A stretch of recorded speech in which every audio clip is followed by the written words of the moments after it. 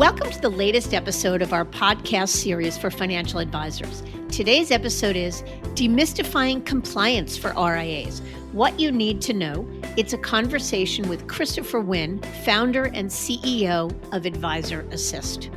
I'm Mindy Diamond, and this is Mindy Diamond on Independence.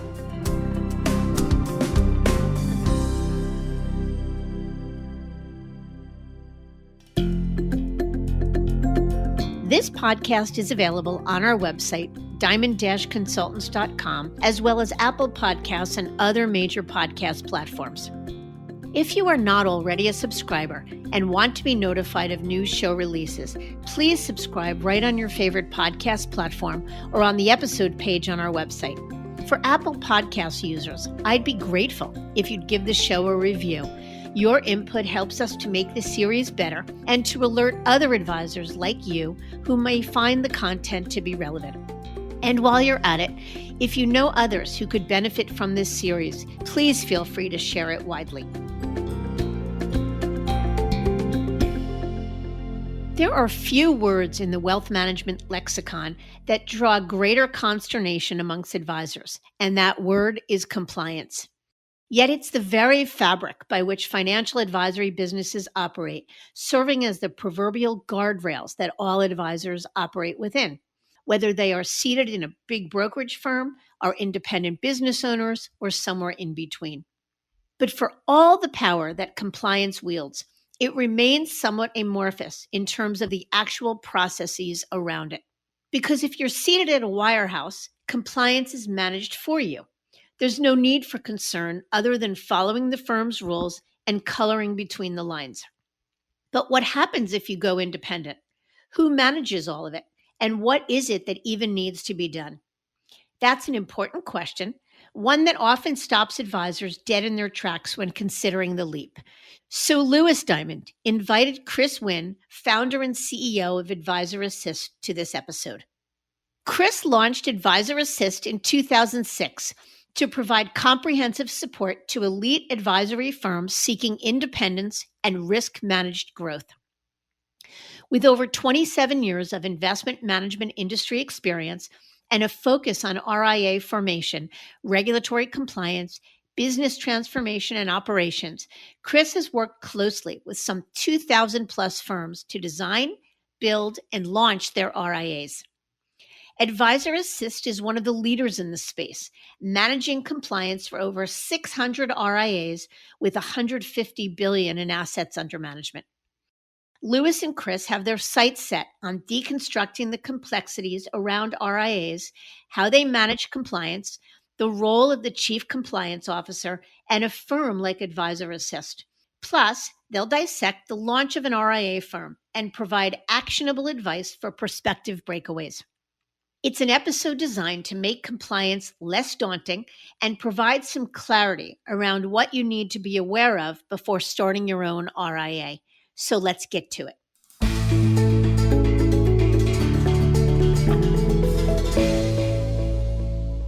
Thank you so much, Chris, for joining us today. Oh, thank you for having me. Let's kick us off here. And can you tell us a little bit about your background and how you came to found AdvisorAssist in the first place? Absolutely. I started AdvisorAssist after a career at Evergreen Investments, which is currently rolled into Wells Fargo. Previously, they were First Union and then Wachovia Securities, and essentially helped them grow from about $2 billion to $180 billion, mostly through mergers and acquisitions. And I was one of the few compliance folks before compliance was a requirement. Then back in 2004, the SEC implemented the CCO rule, which required firms to have a chief compliance officer. And I had the real appreciation for the entrepreneurial firm and saw all the challenges that firms across the country were going to have with implementing compliance programs. And not everybody had a in-house counsel and an army of lawyers and others to help them manage the compliance programs and the risks there. So that's what really framed the concept. But the unique aspect of how we designed this was really stemming from my operations and risk management background. So unlike a lot of compliance firms, we get into really the how and the why, and that really stems from that background. Excellent. It's hard to believe that it wasn't until 2004 that the SEC required a chief compliance officer for an RIA. I don't believe it. I was half of the 1.5 people that were doing compliance for that huge organization at the time. Very interesting. And just like so many of our business owner audience, you saw a gap or a need in the marketplace. And that's really what's been one of the more exciting things about the development of the RIA space is the whole ecosystem that's been created to support not just breakaway advisors, but independent advisors to begin with. So can you hit a little bit on the Advisor Assist value proposition? What is it that you do for your RIA clients and for advisors that are considering breaking away for the first time? Absolutely. Well, we help advisors in two, what I'll call major phases of their life cycle. On the front end, where we help with the strategic design, build, and transition into their RIA. So essentially helping them build it from scratch and then helping them protect themselves as they transition into their RIA. Then once they're up and running and established, we have structured compliance programs to help them mitigate the risk. So we're essentially their partner and an extension of their staff, reporting into their management and their CCO to help protect them once they're live. That makes sense. So there's the kind of the upfront work and then the ongoing compliance quarterback role after they're already independent. Absolutely. And roughly how many firms or clients do you serve today? We serve over 600 registered investment advisors with approximately 150 billion in assets under management. Wow. And did most of them start as breakaways or have a lot of the clients been RIAs for a long time? They come from several sources. Breakaways, those that have grown out of an independent broker-dealer relationship, those that were in the institutional space and spun out of there, accounting and law firms that expanded their scope of services. And now as the RIA marketplace has matured a bit, I would not call it fully mature, we are seeing those that are leaving other RIAs to start their own RIA. Very interesting. And I mean, compliance is a really scary concept for probably most advisors, but especially those who have spent a career practicing at one of the major wirehouses. Compliance is seen as the enemy. It's what's getting in their way. But at the same time, everyone knows how important compliance is, and no one wants to read about themselves on the cover of the Wall Street Journal or in Advisor Hub for a mistake they made. So it's a really important concept, which is why we're here, is to demystify what it means to be a chief compliance officer or to be liable or responsible for compliance in the RIA space, especially in partnership with a company like Advisor Assist. One of the biggest questions we get from some of our prospective breakaway clients, whether that means coming from a wirehouse or from an independent broker dealer, is do I, as the advisor, need to be the chief compliance officer? So I'll ask the question in two parts. One, does Advisor Assist become the outsourced chief compliance officer? Is one question. And second, does each RIA need to have their own CCO? Yes. Well, actually, if you don't mind me answering those in reverse, each advisor must have a CCO. So the registered firm must have a person. Rule 20647 of the Advisors Act requires a chief compliance officer. And the role of the CCO is a knowledgeable person that has the ability to implement and enforce a compliance program. So that's pretty much verbatim from the rule. Now, firms can outsource that role. The challenge is, and really the way the SEC has looked at this, is that can that outsourced provider really be involved in all aspects of your risk management? So we do offer that as a service on a selective basis, but mostly it's more time bound. And the reason is that we really want to help the firms build, grow, and protect themselves and get themselves to a place where they're focusing on what's most important. So with most of our clients, we provide what I'll call a compliance office. We are the arms and legs, the eyes and ears, and the administration of their compliance program. So we design and maintain their policies and procedures. We monitor for securities laws that impact the firm.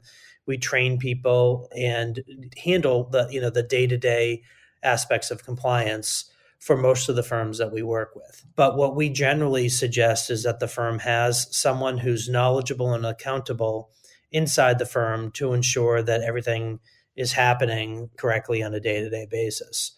So we can really take the load or the burden off of that person, but we want them to be knowledgeable about what we're doing, how we're doing it, and to be fully in tune with their compliance program in order to protect the firm and to demonstrate to the SEC or the state regulators that they are in fact, doing all the things that are necessary under the CCO rule. That makes sense. And another popular question we get is, do I, as the lead advisor and rainmaker, need to be the chief compliance officer? Or can my entry-level assistant become the CCO? With the firms you're helping launch, and just from what you've seen on the SEC and the FINRA side, is there a best practice for who within a team or within a firm should take on the chief compliance officer hat, assuming that the firm doesn't need to hire a full-time CCO? It's a great question. And the answer is actually somewhere in the middle. And the reason is, if you go back to the definition, it needs to be a person who has the ability and the influence to enforce a compliance program. So in some firms, that staff person that you've just articulated has that influence, and the firm has a culture where that person is taken seriously. If the culture of the firm is that whatever the CEO and main person or person say goes, then it's really hard to have someone else be the CCO if they're not going to be taken seriously. So that's the challenge, in that it's all in the execution. We firmly believe an extension of an operations or service role is always a great profile for a chief compliance officer, or at least a compliance manager, we'll call it, to give it a title, that reports to someone who's an owner alongside us as the eyes and ears, arms and legs, and training mechanism for compliance. Got it. So there's no cut and dry answer. So it sounds like it doesn't have to be the lead advisor. For some firms, that might make sense depending upon the profile of the group. But getting the most junior person on the ladder, the kind of the last one in, or the short straw, probably doesn't work either, because they're not going to have the influence or ability to really have control over the compliance decisions of the company. Absolutely. And again, it's different for each firm. And the key thing with that is you can make compliance as complex as you want to. One of the things I often hear from advisors is, is their firm pushing real hard on the compliance and the risks? And quite frankly, if I were creating a compliance program for a firm with 1,000 or 15,000 people, it would look a whole lot like a wirehouse compliance program. And what I try to explain to people is you have the same rules that you have to follow, but how you get to that end. So your fiduciary responsibility, your compliance and risk management, your books and records. Well, you no longer have a denominator of 14,000 unrelated business practices or individuals. It's now being designed around what you do, how you do it. So what's really important for a firm, regardless of who they ultimately choose to be the CCO, is how do we instill a culture of compliance and really weave compliance into what we do day in and day out. So the most successful firms don't necessarily have a really strong standalone CCO, not that that is a bad characteristic. The firms that do the best from our perspective in compliance are the firms that have really thought through the flows of information in their business, everything that they send out to a client, what goes out of the firm, what comes back, how and where do we keep things, how do we know that we're doing a good job, and how could we prove that we're doing a good job? And the vast majority of that gets just woven into the systems, processes, and workflows for most advisors. It's really interesting. One of the comments you made, that it's not that an RIA or an independent firm has different rules or regulations they have to follow. It's more just the means or the way that they carry out complying with those regulations. And we talk about it all the time, the idea of the lowest common denominator, whether it's in technology solutions or operations or in investment management, in this case, compliance, is really what makes it so that compliance is so scary and onerous and restrictive in a captive world. It's not that a Merrill or a UBS has different laws that they have to comply with. It's more that they just apply or interpret the rules differently because they have to make the rules to the worst possible person within the firm, versus an RIA firm where you and the team are building the firm from the ground up and creating a customized compliance program around their business, their clients, and their needs. Is that accurate? That's spot on. Excellent.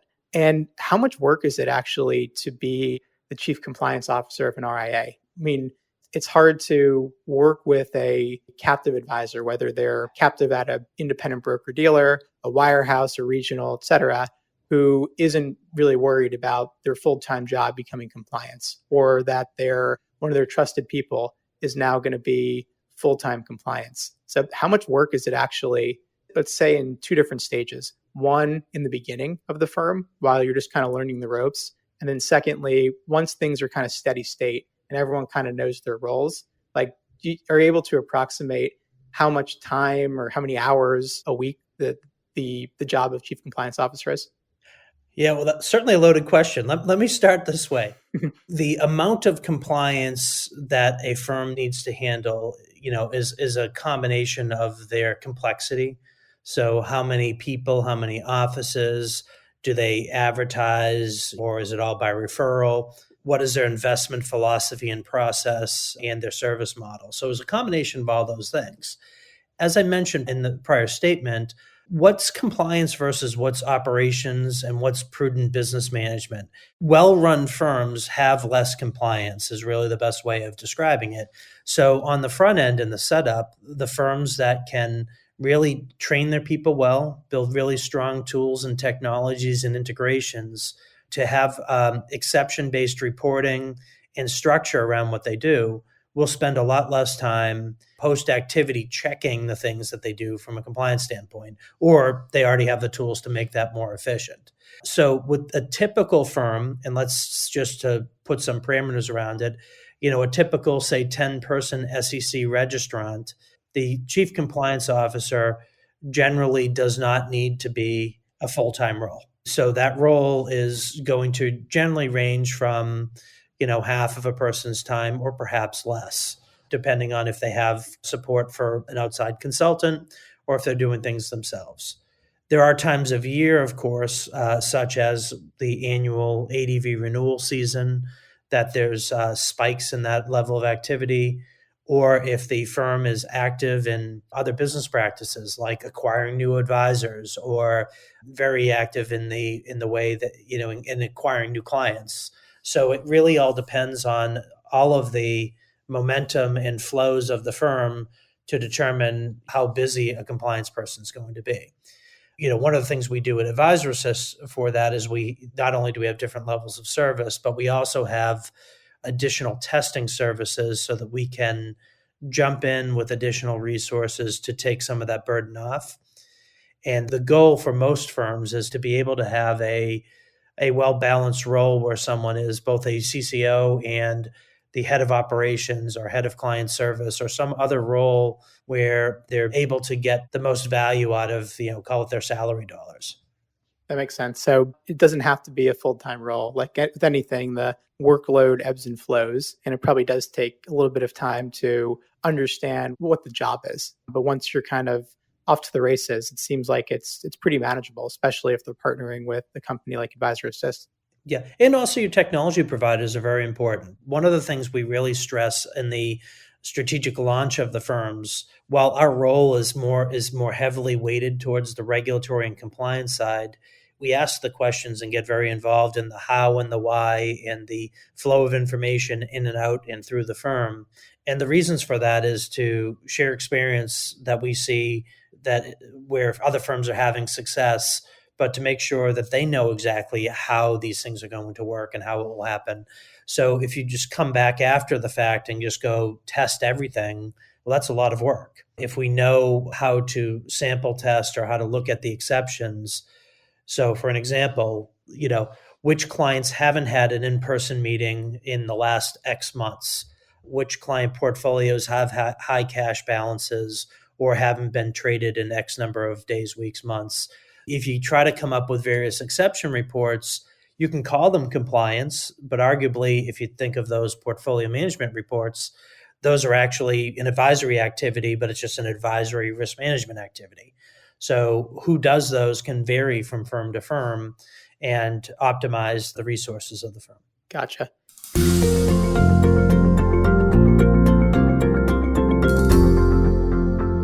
How about on the topic of risk? I mean, one of the great things of working within a captive platform is that you have the backing of a major firm or broker dealer. And if there's a compliance issue, there's a legal settlement, or even just to give clients comfort that their assets are safe and the advisor is well behaved, that's one of the perceived benefits of being captive to a firm or a platform. So I'm curious, how would you talk to an advisor who's interested in going independent and share with them that the risk that they're taking on is changing?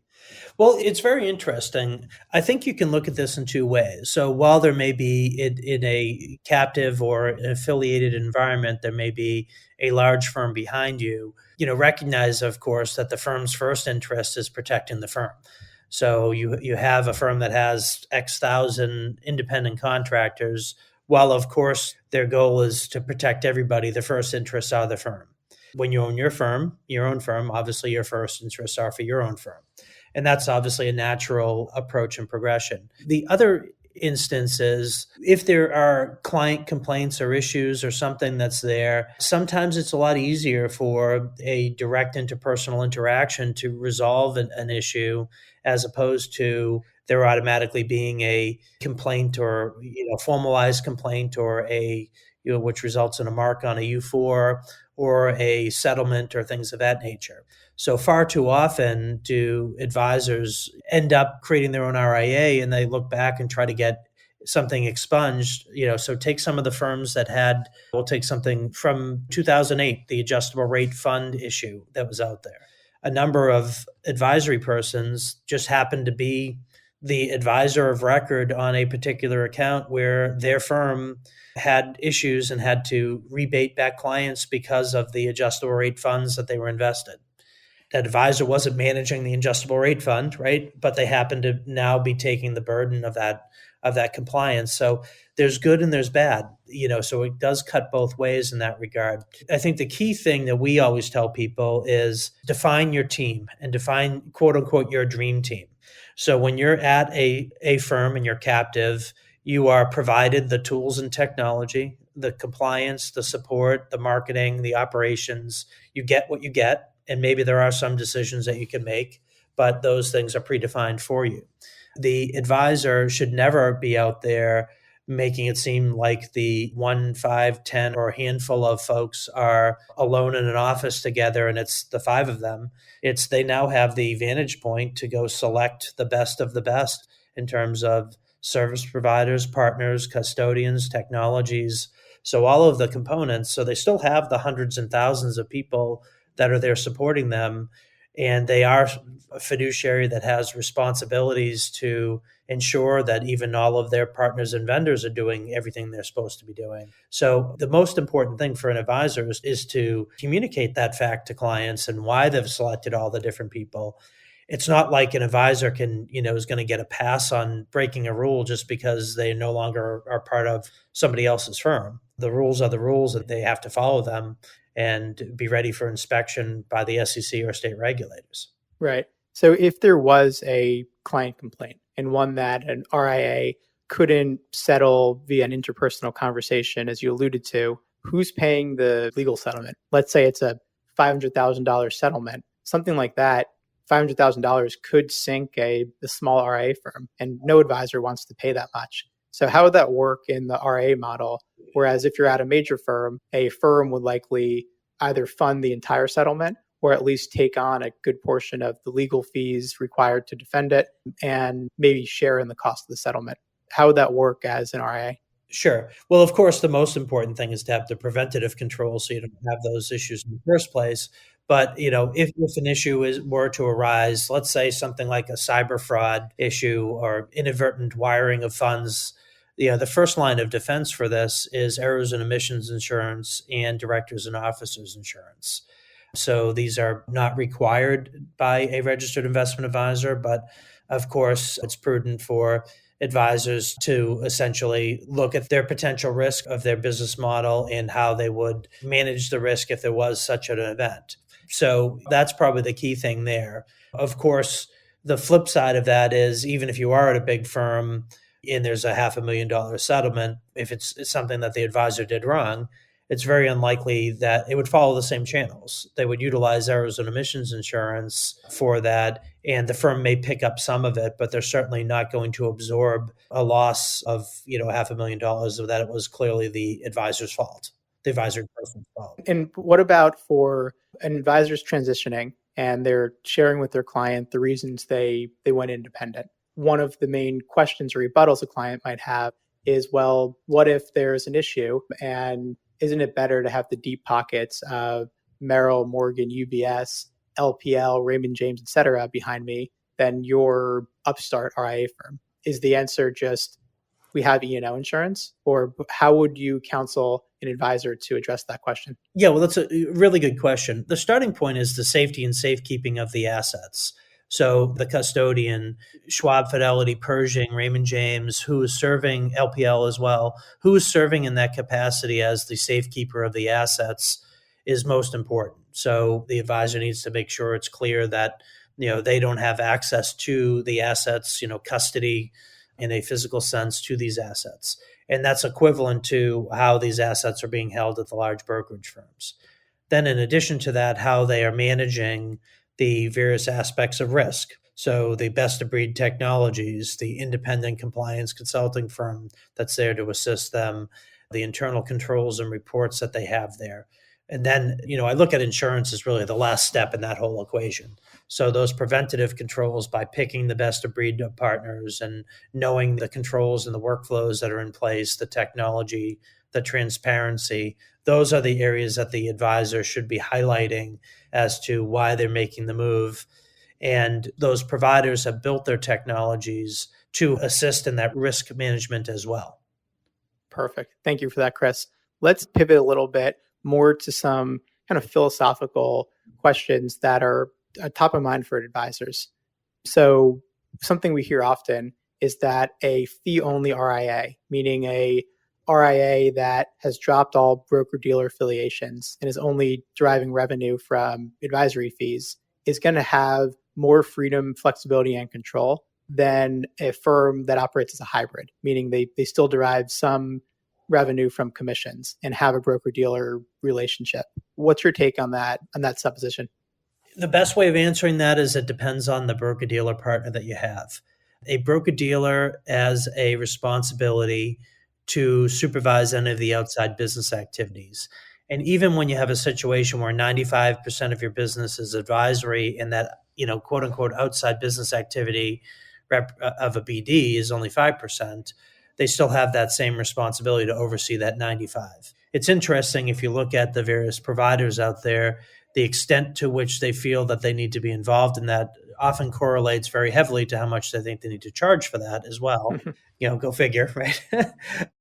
But a lot of the firms out there that are what I call, quote unquote, RIA friendly really leave a lot of autonomy to the RIA to run and operate their business. They still supervise emails and get data feeds of trading and code of ethics related items. But there's often the ability to bifurcate advertising, for instance, between product-based and transactional advertising that would require broker-dealer review and approval to the advice being advertised and the capabilities of a firm as a fiduciary. So with that, there is clearly more flexibility in the advertising for a registered investment advisor that is either fee only or who has chosen a friendly broker-dealer that allows that bifurcation, that a firm who is captive in a broker-dealer that has an RIA add-on to it. Got it. And is that reason because in the first part of your example, the firm that's using an RIA-friendly broker-dealer, that firm has more control because they own the RIA and they're the ones dealing with compliance, versus in more of the captive world, whether you're doing advisory or brokerage business, it's all funneling through the same pipes and you're beholden to the same compliance rules for brokerage and for advisory because the firm doesn't really differentiate between your behaviors in the two categories. Absolutely. Spot on. And also, not only do they not differentiate, it's hard for them to take their broker-dealer hat off. Yeah, that makes good sense. How about the concept of joining an RIA as an independent contractor versus launching your own RIA?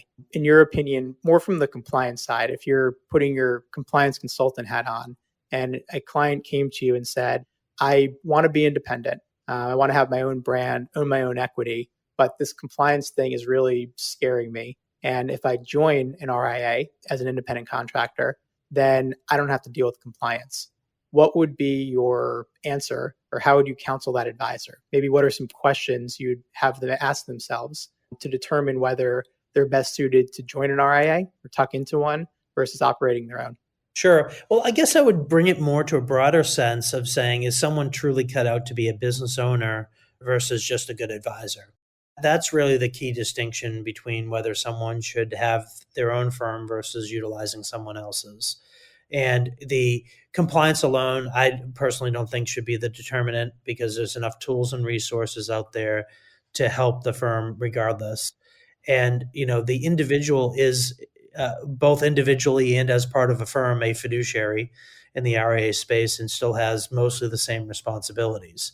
So while you're removing the responsibility for being a chief compliance officer from the firm, you are still paying for and participating in the compliance process and function. I think the key decision whether to join an existing firm or to start your own, it should be mostly driven by alignment. So does the firm that you would join provide you the infrastructure at a price point that would be more favorable than what you'd be able to obtain it for yourself?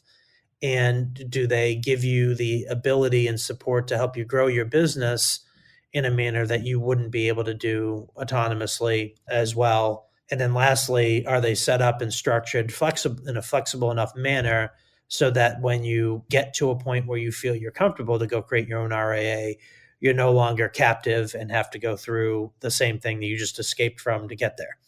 So it's really those kind of key points that we make the core discussion topics there.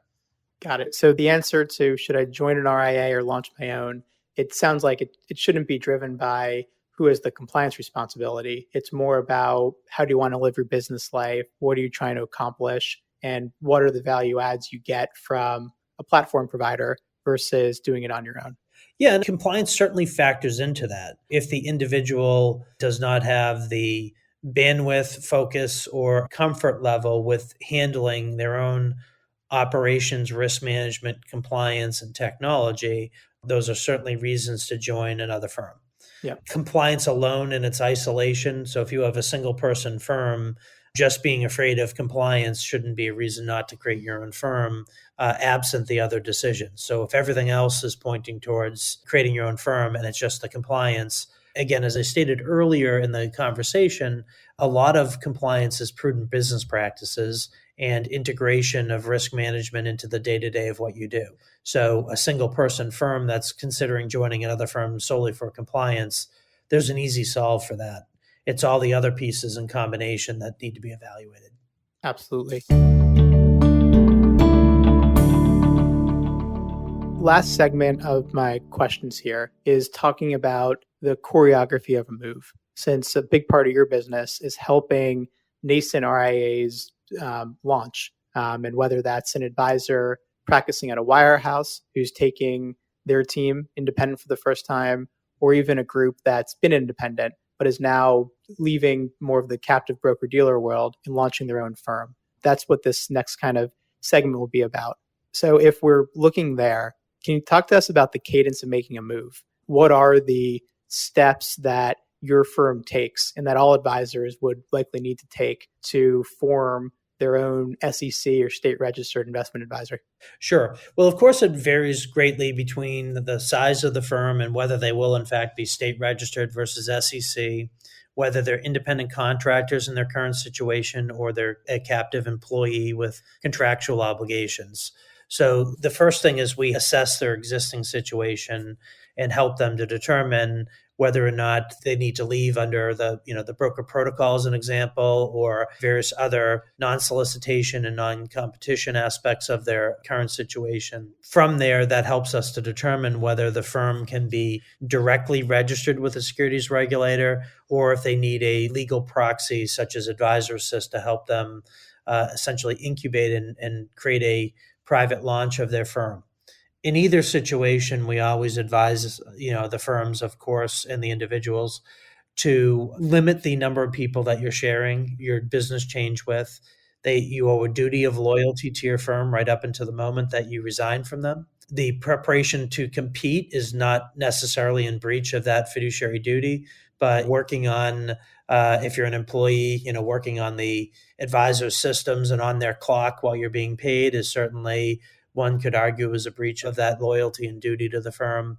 So we help guide them in how do you take this really seemingly large project and break it down into a number of easily accomplishable, well-sequenced projects with their quote unquote dream team that we talked about. So your custodian and transition team partners, your registration and transition consultant like AdvisorAssist, your technology partners, and all the others that are going to be part of your team once you're launched, bringing those together in a sequence to really help design the firm and prepare the team to not only continue to service the clients while it's being built, but to be ready to transition upon the expected live date for it.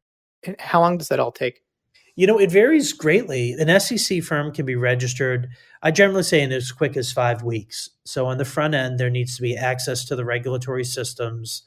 And the SEC, while they have 45 days by statute to review and approve a registered investment advisor, they're very consistent to a 30-day timeline, give or take a day or two for potential weekends. So that's fairly consistent. State registrants vary greatly by state and the resources and the throughput that they have there. And actually, one of the key differences really gets into the level of review that an SEC firm, not even the level of review, the approach to review between the SEC firms and state firms. Of course, both firms have a requirement to have a perfect ADV and all of the documents ready to go, fully reflecting their business the day they go live. The difference between the SEC and the state regulators, the states do a lot more of their review of the firm and the individual in advance of them going live. The SEC obviously looks back to day one, but they tend to come out post-live and dig into everything thereafter. So it doesn't mean you can, one of the issues the SEC often cites out there is people putting out ADVs that are not accurate, whether it's false information to get the firm up and running and approved, or having information that just isn't fully thought out. So that's a long-winded way of saying you can't just go, slap an ADV into the system for the SEC and it will get approved. But, it does need to be fully reflective of what you do. But the process is much more consistent from a timeline. Got it. Thank you for that. How about some best practices? So the transitions that you help on that are the most successful, what are the attributes of those? And then the flip side, what about the ones that fall flat or that could have been better? Sure. Well, the most important thing for the firms is to first identify what you like or what's working well and what you do today, and then what needs to change and why does it need to change. So it's not necessarily change for the sake of change. There's very few opportunities in life to redefine a relationship with a client or to, whether it's your services, your fees, your approach. So most important is to figure out, what is this going to look like? What does a day in the life look like? What are the client service model look like? The investment process look like? Those things are very important on the front end. And the more time and energy that goes into those things on the front end, obviously the better outcome, better documents, better ADVs. The other aspect is really getting in touch with and understanding all of the vendors and how the information is going to flow through your business. Now, I mentioned before, that's an area both of opportunity and caution. On the opportunity side, you want to understand everything that's out there, but that's where other consultants, whether it be the firms like yourselves at Diamond that help and participate in that, AdvisorAssist who participates, the custodian in their practice management teams, but the trusted partners that are here in the ecosystem to narrow that playing field down to the things that are most likely going to be a good fit and important for the advisor. And then it's important for that advisor to really understand and get their technology and other pieces put in place. So essentially what I'm saying is there's no substitute for hands-on training and preparation in these. some of the missteps that firms take, one of them is on the technology. Oh, we'll implement the CRM system once we go live. We'll use our admin Fridays to go do that. There's no such thing as an admin Friday, especially after you've launched a new business. So thinking that you're going to go add something down the road is often wishful thinking and will slow you down once you're up and running. The other area, remains with the privacy. We see a lot of folks that feel that their best clients won't be happy if they don't share with them what their situation is. And the challenge with that, of course, is clients don't know all the things that they need to go through. They don't know the securities laws. They don't realize the true duty of loyalty that the advisor has to play. And why would they? The client is buying the advisor. You're my person. Well, not knowing, the wirehouse or others, the implications of an email back or, a phone call or a text or anything that could expose the advisor.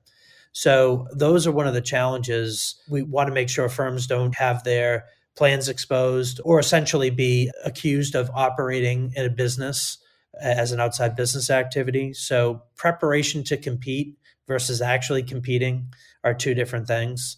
So reaching out to clients could be viewed as actually competing as opposed to preparing. So there's a lot of those aspects that will trip people up. But those are the two most important things, is really keeping the privacy, keeping your circle tight. And then lastly, just looking at these things as one large project as opposed to breaking it up into milestones. So the firms that are successful tend to have weekly or biweekly meetings with a lot of their key players to, even if it's just to say hello and touch base and to say, look, there's nothing new since last week, just to keep everybody in alignment with each other. We find those firms that are highly communicative with their partners are the ones that have much more success, and they don't end up getting out live and then changing their fee methodology or system providers or things of that nature.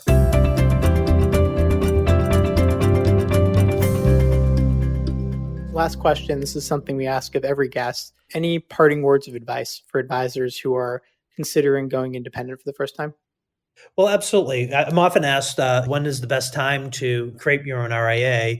And my sarcastic answer to that was, well, 10 years ago, but if that didn't work out, tomorrow is a good day too, right? So all kidding aside, we see that there's a lot of opportunity out there. And the most important thing for an advisor to do when they're starting up their firm is to look at just all of the core resources that are necessary to run a proper business and make sure that they have a partner, whether it's internal or an external resource, that's going to align with the delivery of that aspect of their business.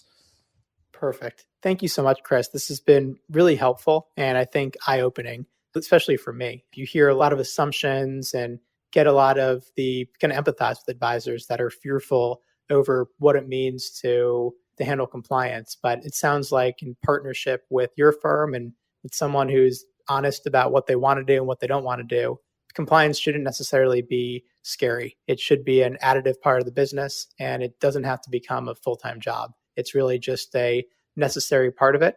And if it's customized and built specifically for a firm, it could be a really powerful way to turbocharge a business now that doesn't have the shackles of a lowest common denominator platform behind it. Yeah, absolutely. And a lot of firms will have a lot more flexibility in the things that they can do for clients, the types of investments they may want to use, the way they want to market, the reporting, and various aspects, because it isn't that lowest common denominator. Perfect. Thanks, Chris. You're welcome.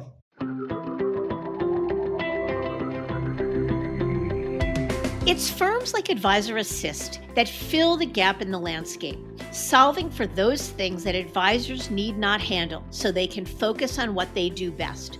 As Lewis and Chris shared, compliance needs not be scary nor limit the power of an independent business, but instead serve to enhance the ability to build an enterprise. I thank you for listening, and I encourage you to visit our website, diamond-consultants.com, and click on the Tools and Resources link for valuable content. You'll also find a link to subscribe for regular updates to the series. And if you're not a recipient of our weekly email, Perspectives for Advisors, click on the blog link to browse recent articles. These written pieces are an ideal way to stay informed about what's going on in the wealth management space without expending the energy that full-on exploration requires. Feel free to email or call me if you have specific questions. I can be reached by cell at 973-476-8578 or by email at mdiamond@diamond-consultants.com. Please note that all requests are handled with complete discretion and confidentiality. And again, if you enjoyed this episode, feel free to share it with a colleague who might benefit from its content. And if you're listening on the Apple Podcasts app, I'd be grateful if you gave it a star rating and a review. That will let other advisors know if it's a show worth their time to listen to. This is Mindy Diamond on Independence.